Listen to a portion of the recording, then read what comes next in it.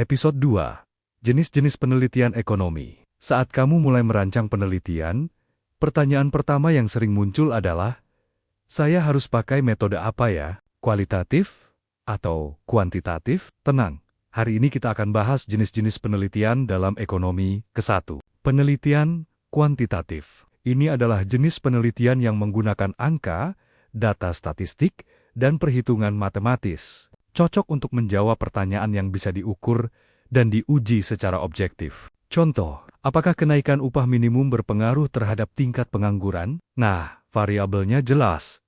Data bisa dihitung dan bisa diuji pakai regresi atau statistik lainnya. Kuantitatif cocok jika kamu suka data dan angka. Ingin menguji hipotesis menggunakan data sekunder seperti BPS, BI, atau survei. Kedua, penelitian kualitatif. Kualitatif fokus pada makna, pemahaman, dan pengalaman. Nggak pakai statistik rumit, tapi lebih mendalam dan naratif. Contoh, bagaimana pengalaman pelaku UMKM dalam menghadapi pandemi COVID-19?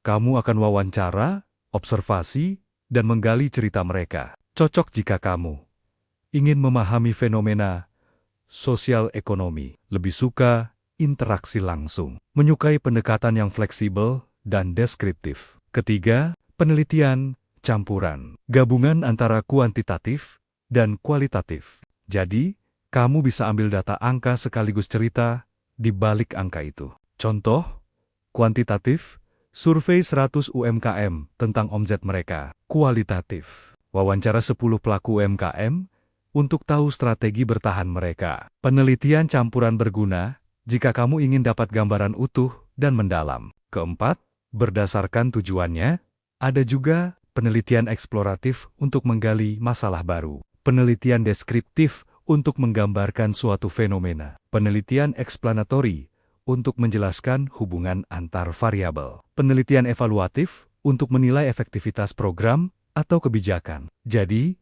jenis penelitian kamu sangat tergantung pada tujuan penelitian, data yang tersedia, pendekatan yang kamu kuasai. Yang penting, jenisnya harus sesuai dengan pertanyaan penelitian kamu, bukan ikut-ikutan teman. Di episode berikutnya, kita akan belajar menyusun rumusan masalah dan hipotesis. Karena tanpa pertanyaan yang jelas, penelitian kita bisa jalan, tapi nggak sampai tujuan. Yuk, terus ikuti serial ini, karena belajar metodologi itu sebenarnya seru kok, asal tahu caranya.